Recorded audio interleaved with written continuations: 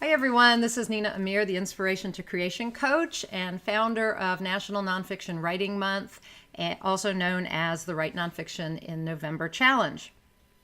I want to welcome you to week 2 of the challenge. Today we're discussing self-publishing, and I'm here with Brian Judd, a self-publishing consultant and president of Premium Book Company. Brian has experience in many aspects of self-publishing and is a wealth of knowledge and has helped many authors sell their books via the work he does through the Association of Publishers for Special Sales. So I want to tell you just a little bit about Brian.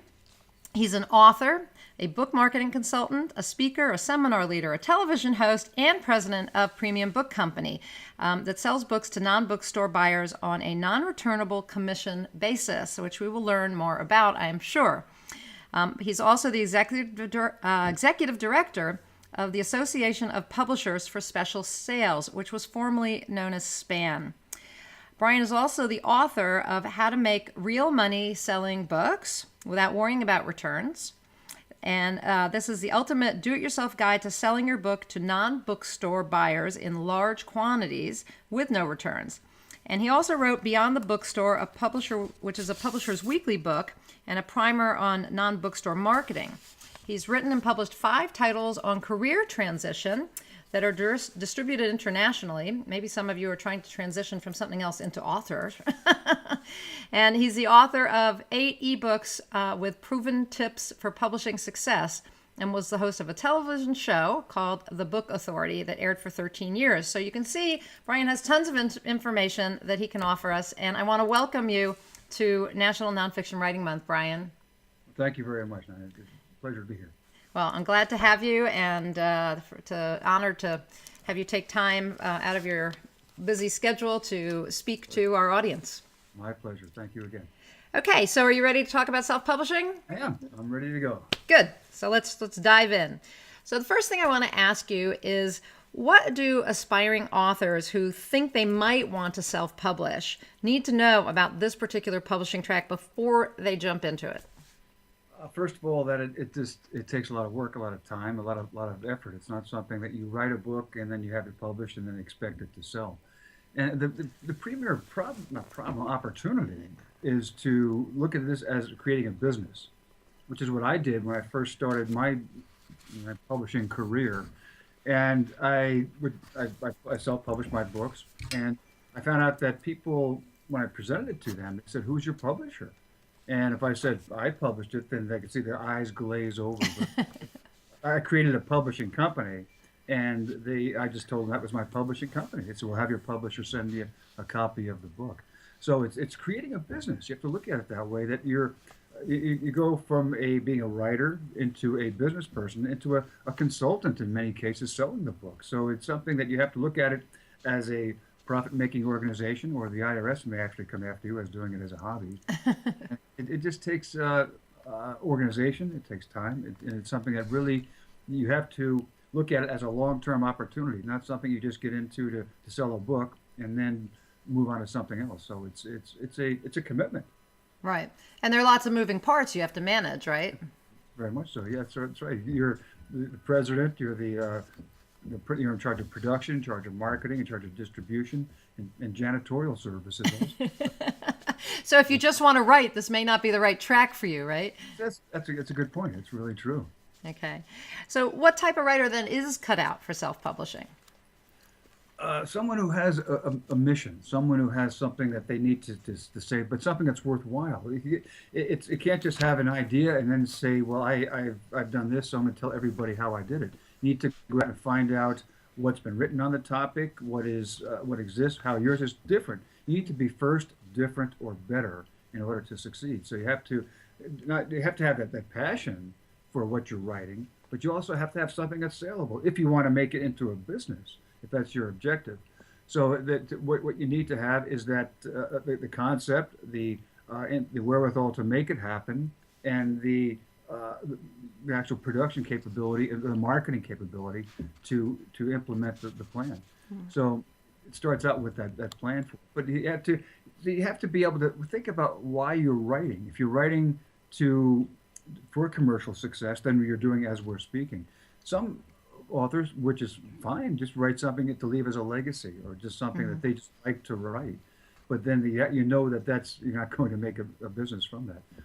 What another way to use your content is to enhance a consulting business or your other business, a speaking business perhaps. So you use your book as a brochure or something to give you credibility or something just to get you on the air as the expert on a particular topic, and then you use that to to enhance your speaking or your consulting business. Right. Yeah, that's a really good point. Um, I'm glad you mentioned about the planning because I am I'm the queen of telling people that they have to have a plan and a business plan and all of that if they're going to start a book, especially if they're going to self-publish. Right. So before we started this recording, you mentioned the different types of self-publishing or the different terminology used. And we were talking about ebooks and print on demand, and throw around the term indie publishing, and there's self-publishing, and there's publishing with a subsidy publisher, or So, can you define for us what we're talking about when we talk about becoming a self-published author? Sure. When I started out, this is before print on demand. I was a self-published author. I was the general contractor. I found the editor, the cover designer, the layout designer, and then the printer, and set up the distribution for that. But now the self-publishing has become taken over by print on demand. The general vernacular is that print on demand is being self-published, but it's something that there's the do-it-yourself. It's print on demand, do-it-yourself. There's the subsidy press, then there's the royalty press. So those are the basic ways to do it. But there is just there are some gray areas between all these about what people have to say. Print on demand is subsidy press because you're paying someone to actually do the work, do the publishing for you. All right. So my terminology, it's self-publishing is print on demand. Independent publishing is where you create your own business and do it yourself. And then the royalty or traditional publishing is going through a major publisher. Okay. All right. Super. That's a good definition. Those are good definitions. So if somebody is going to choose self-publishing over traditional publishing, what do they lose or gain by choosing self-publishing? In self-publishing, you gain you don't put a lot of money up in advance, so you're having someone else do that for you. So you have that production quality or production behind you, not necessarily quality, but you have the production behind you. So if you look at as a print on demand, you would have that company, you pay a company or have a company do that for you. You can give them a cover design, you can give them the layout, you can give them the ISBN, and they will do that for you. And that's probably the best way to use that capability. But you lose the credibility factor in the sense that most retailers won't accept print-on-demand books. Mm-hmm. They won't accept, reviewers won't review them. So and it's very difficult to be profitable because if you buy a book from a print-on-demand company at, say, it's a 40% discount, 60% of the retail price, then you can't sell it because retailers want at least 50% off, wholesalers want 55, distributors want 65. So you've locked yourself out of the organization. So it's very difficult to be profitable unless you're selling at the back of the room, but still you're minimizing your profit. And the pricing is many times the price of the book is based upon the page count, which is ludicrous because it's again you're not pricing the book as far as the value is concerned, and that's a critical part of pricing. As far as when you go to a traditional publisher, you're losing control. I had my last two books published by a traditional publisher, and I lost control of the title. I lost control of the content.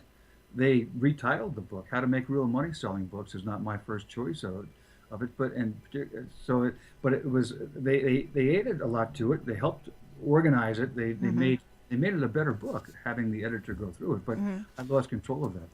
They took over the pricing of it. They took over the titling of it and all the production. So you lose that, but you're not putting the money up front. and what you do in independent publishing. So it's something in independent publishing. You put the money in. You pay for the cover designer. You pay for the internal layout. You pay for editing. It might cost $5,000 to $10,000 to put all that together, depending on the number of books you print and the production quality that goes into it. Right. So it's from free up to $10,000 or more. But I think that when I did my publishing, when I was the publisher, and when I put that money up front, I was a lot more interested to make sure those books were sold. And I was out, and when in my latest book, I use it more as as the brochure, as the calling card, as the back of the room sales product, where I speak to a lot of publishing groups and other groups to teach them how to sell books to non-bookstore buyers, and then use that the book as the credibility factor for them. Right. And so I just want our listeners to be clear on what you're saying. So when you're talking about print on demand, you're saying that is not truly self-publishing, that what you want them to do, if they want to be a true self-publisher or independent publisher, is to go and have their book printed somewhere and put it in their garage or whatever, right? Yes. And there's a difference between digital printing and print on demand, print on demand printing and print on demand publishing. Print on demand publishing is like CreateSpace, for example, or Author Solutions. They're a company that will publish a book using print on demand technology publishing, but they use digital printing to produce the books. And so you can use that as an independent publisher. You can use many printers will print one book or 10,000 books. So you can use the digital printing process to print a small quantity to start off with. So you don't have to fill up your garage with books. And it's a good reason not to. It's got to be initially, because invariably you're going to come up with a typo in the book, or you might get a great review that you want to add on the rear cover later.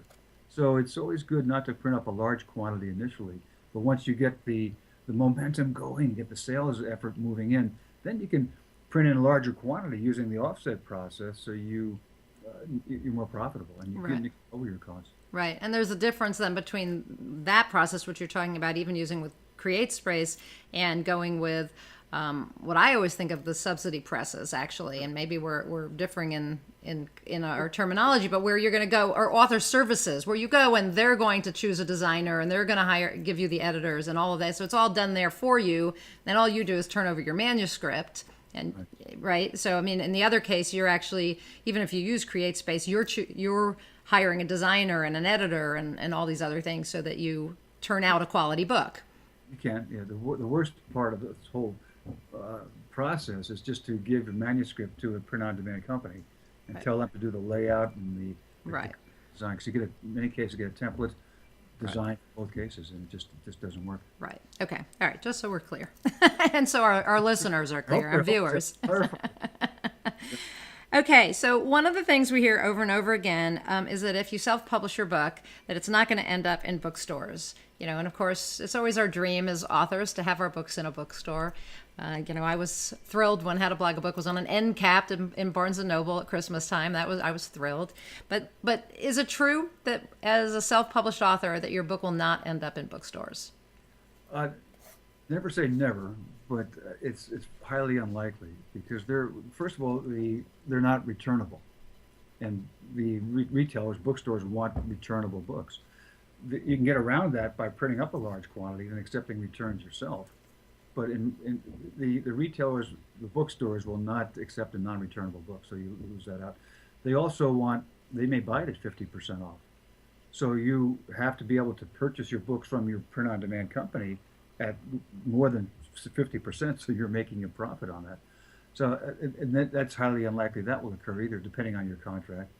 So if you have the CreateSpace or a print-on-demand company as the publisher on the back of your book, it's highly unlikely that you will get into a bookstore. In most cases, they will not accept your book, nor will reviewers review it. So it's something that, but if you have your ISBN, you have them just do the production of your quality input. That's a different way to look at it. Right. So if you've created your own publishing company and bought your ISBNs and all of that, then there's a possibility you'll get into the bookstores? It's a greater possibility.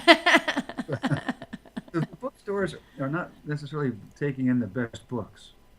They're taking in the books that will give them the most profit. And when you submit a book to a bookstore or any retailer, your proposal should really show the promotion that you're doing to generate store traffic for the store. If you can show them that having your book on the shelf will make them more profitable than having someone else's book on the shelf, then they'll take your book. So you're what you're selling to them is your promotion, you as the author promoting your book, driving people to their store. Right. Okay. And so, from the author's perspective, why is it important to have a book in a bookstore, especially given Amazon, since it seems like everybody seems, shops on Amazon? There's not a great reason to do that. I'm not a big proponent of bookstore marketing. Okay. It's something that my expertise, my area of experience is in non-bookstore marketing. So I don't tell people to ignore bookstores, but just not rely on that. It's a somewhat of an ego factor in the sense that I liked being able to tell people my books are in Barnes and Noble, in Borders, Right. and they would go to the store and look for them. But I also found that when I did a lot of TV and radio shows. I was on over 1,000 TV and radio shows before I started my own. And I found I was driving people to Barnes and Noble and to Borders, telling them to buy my book. It was a book about how to get a job. My early books were on the careers topics. And I found that they were going there and they would buy What Color's Your Parachute? I was getting them into the stores, and when they were there, they just look around and say, oh, I recognize that, or they might take some other books. So I was, that your competition is there. There's an immediate price comparison to what else is there, topic comparison. One thing I did, and was that before I had my book published, I went to bookstores, and there's a career books. I went to the career section, so they're alphabetical by author. So I look, where would Judd be? Who's next to me? What size are the books? What color is it? What's the pricing? What are they talking about? What topics are they covering that I do or do not cover? And that was very helpful to me because I was able to come out with an 8.5 by 11 book, and all the others were 6 by 9s. Right. I stood a little bit. The pricing was a little bit different, and I was able to adjust the content of my book to be different from and better than what was next to me on the shelf. So that if you look at it strategically, and use a bookstore as some people use a bookstore sales to get onto the New York Times bestseller list. That's a difficult thing to do. Also, It is. it's if you look at it as a sales avenue in addition to others, there's nothing wrong with it. But to depend on that as your sole source of revenue and sales, I think is not the best marketing strategy. Right. No, I agree. And I love that you talk about, what I would call the competitive analysis, to go there and go to the store and really look at what's on the shelf. Sure. So you talk about special sales. Why should nonfiction authors be concerned about them? And what are the special sales? Special sales are non-bookstore sales, non-traditional sales. And I divide that into two sections. One is retail, which could be airport stores, supermarkets, discount stores, warehouse clubs, gift shops. The other is non-retail, which are corporations, associations, schools, military, government buyers. So that these are all ways to sell books outside of bookstores. The retail side is almost identical to bookstores, that you have the books are returnable, you have a distributor or a wholesaler, and you get paid in 90 to 120 days. The non-retail sector, you are selling most likely in larger quantities. You're selling non-returnable, but you're doing the sales effort. There are no distributors to these corporate buyers. There are ways of getting to them, but there are no wholesalers or distributors. So that's the umbrella of what special sales is, and it's non-bookstore buyers selling to non-bookstore channels. And Okay. Somewhat, I think, more profitably in most cases. Right. And so are nonfiction books particularly well suited to that, more so than, for instance, novels? And as a general rule of thumb or general observation, the retail is more aligned for fiction in airport stores and supermarkets and so forth. The non-retail is more aligned to nonfiction. So in retail, if you want to sell 10,000 books, you sell one book to 10,000 people, each Right. of 10,000 people.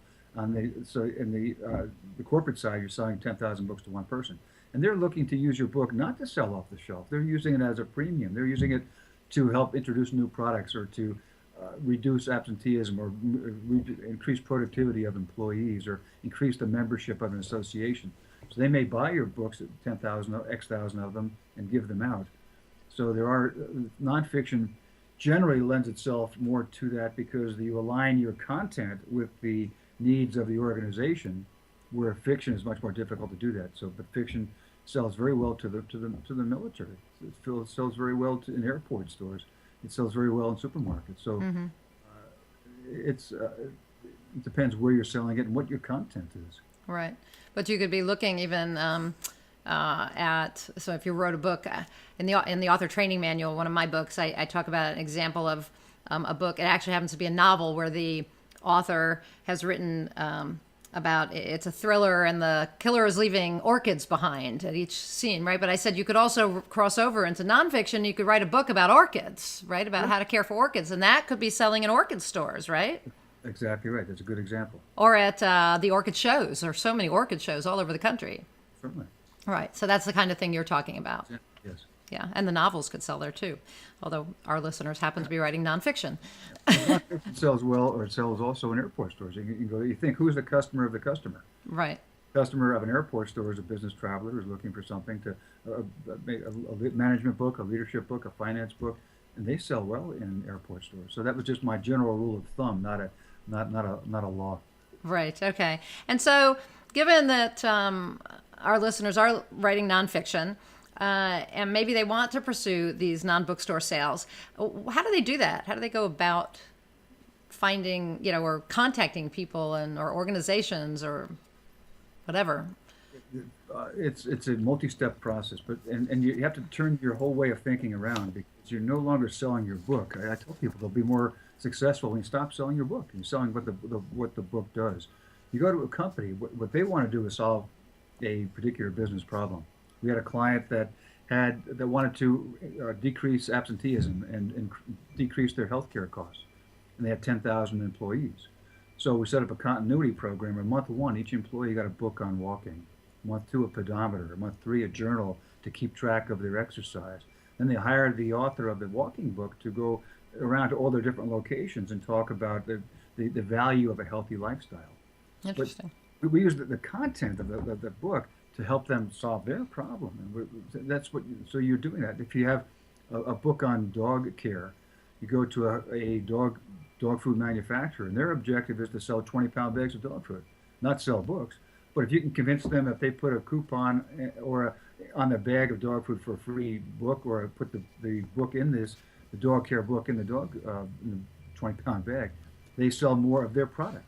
So you're turning around your whole mindset to look at what they want and then help them solve their problems with your content. And it's a totally different way of looking at it. Yeah, that really is. That really is. Seems like it would be an easier way to go. I like it. I hope a lot of my clients do that. I don't know about the word easier. It's a longer term. To put a program like that get 10,000 book ordered together was a couple of years. Right. So it's something that you're working with budgets, you're working with time frames, they may have just completed a marketing promotional campaign, so their budgets are shot for till next year.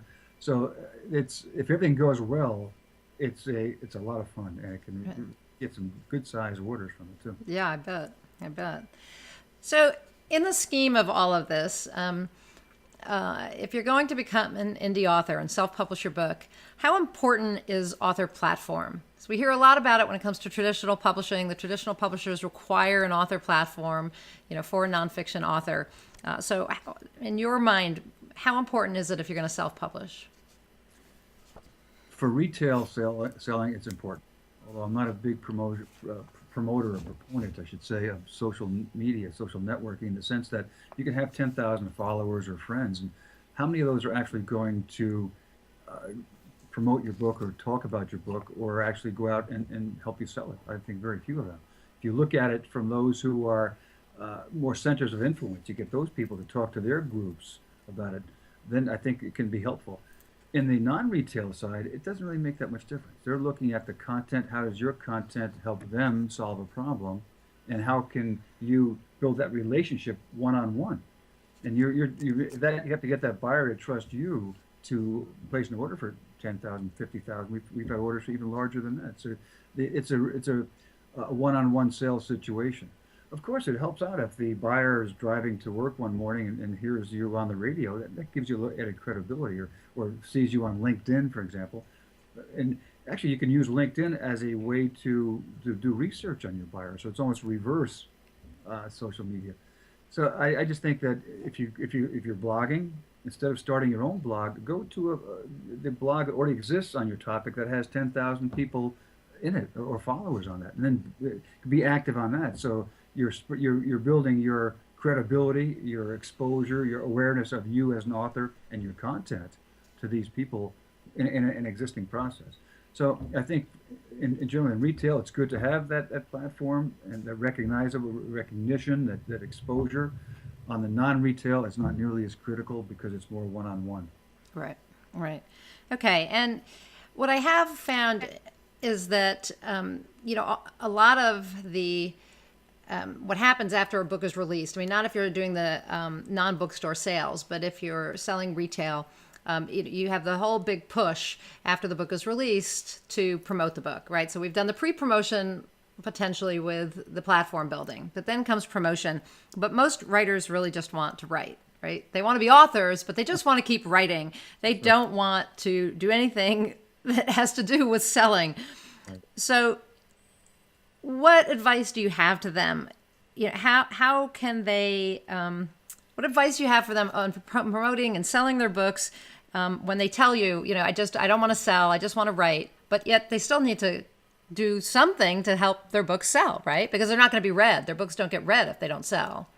Yeah, there are ways of doing that. For my association, for Association of Publishers for Special Sales, we have programs where we can set up an automatic contacting system. We'll send emails out to targeted bookstores and libraries and media, city by city. So that's a way to do it. There are virtual tours that you can do in the evening hours. If you don't like doing it, then you hire a publicist. You hire an intern to do some work for you. I do that for companies, for authors and publishers. We will take their books and sell them to these corporate buyers for them. So if you can find someone to do that for you, on the retail side, you have the distributors, but you still need to do the promotion to get the books sold. Once they're on the shelf, you need to have them sold off the shelf. So if your objective is just to write and not publish or not promote, I think that you need to understand that you aren't going to sell a lot of books. You have to either do it yourself or find someone to do it for you, or someone to help you do it, and get the word out there. Because if you don't, you have the best book in the world. If no one knows that it exists, you're not going to sell it. That's right. And it's just, you have to find your personality, and also realize that there are things you can do for exposure and things you can do for sales.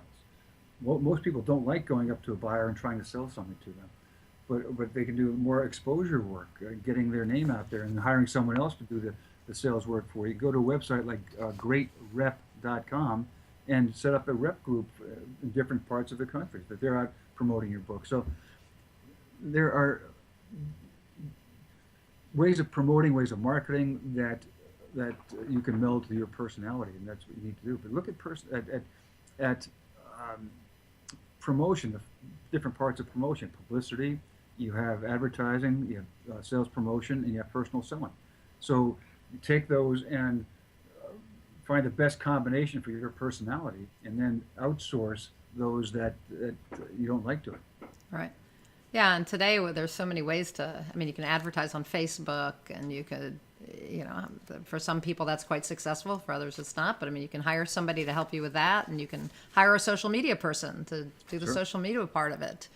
And just getting an ad out there, getting a press release out there, it still has to be good. It's not just getting a press release out there, it's getting a good press release out there, getting it into the right person, the right timing. There's so many different parts of it you have to put together. That's why our initial discussion was about starting a business. And so you're doing all this as the business owner. You're organizing. You're taking all these different pieces and bringing them together and creating that successful book promotion. So that's why it takes time. It takes effort. It takes commitment, and it takes the desire to do it. Right, right. I always talk about the willingness to wear all the different hats we have to wear. So it isn't really, it isn't just about writing, unfortunately. And if you're a great writer, you find a good publishing company that will publish your book for you. You can't depend on them to do the promotion for you either. Most people I've talked to, not everyone who's with a traditional publisher has said they have to go out and do the promotion. Right. The publisher may, for the first 30, 60, 90 days, do a push for you, but you've got to sustain that with continuous, I call it perpetual promotion. That's right. I wrote a book with that title of it. Yeah, well, and that's exactly what you have to do. It is. Okay, so last, what's the most important thing or important characteristic an aspiring author, or actually an aspiring nonfiction author, needs to succeed if they want to be self-published? Or a publisher, I guess I should say. Publisher, it's a business sense, but for the author and the publisher too, you have to have a thick skin. You have to be able to take rejection, because selling books is a matter of numbers in a sense. You have to contact a lot of people in order to get that one sale. That means a lot of rejection, whether it's from the media, whether it's from the retailers, whether it's from buyers, whether it's from publishers. There are stories about famous people who were turned down. Chicken Soup for the Soul people were Right. turned down by 35 publishers, and the 36th one certainly made their whole careers for them. So you have to be able to accept rejection, knowing that it's not about you.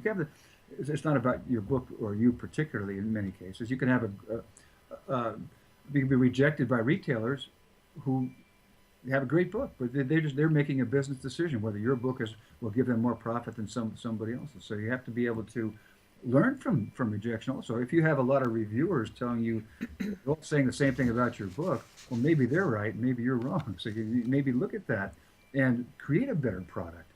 So it's that being able to be rejected and come back with a more creative way of making it happen. Okay, great. Now, any last tips you'd want to offer to our nonfiction listeners about how to go about self-publishing or succeed as in the self-publishing realm? I think success in this process is as simple as PI.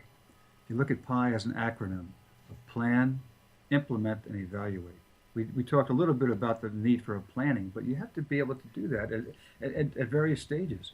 And then not just have a plan, but implement the plan. Do it actively based upon your plan. Then evaluate it. If you're not getting on a lot of TV and radio shows, or maybe your proposal needs some work. Or if you're getting on a lot of shows and not selling books, maybe you need some media training. So you do that evaluation and go back to your plan and then re-implement it. So it's a circuitous process where you plan, implement, and evaluate, and then go back to your implementation again in a different way. Or do more if it's working right, then do more of that. Mm-hmm. So it's if you look at that as a process, not just create your plan, put it away for a year, and then see if you reached your objectives. It's a plan. I look at it as a verb, not a noun, where you're always planning. You're always not always planning, but always doing that pie concept where you Right. implement and evaluate. Well, you kind of do your plan, and part of that is the implementation and the evaluation. And your work and work your plan. That's right. That's right. Well, thank you very much, as you've offered some really great tips and great insight into the process of self-publishing and how to succeed at it. Thanks, Nina. So I appreciate that very much. Thank you for being here, Brian. Glad I could help. Okay, so I hope those watching, actually all of you watching, have decided to actually take the Write Nonfiction in November challenge. There's still time to start and to finish a nonfiction project in November. Even if you are just starting, you could hurry up and get started and still complete it. And I wish all of you much luck with the challenge and congratulate you for taking it. And I thank you for watching this particular video with Brian, Judd, and myself. And until the next National Nonfiction Writing Month video, go out and achieve more inspired results.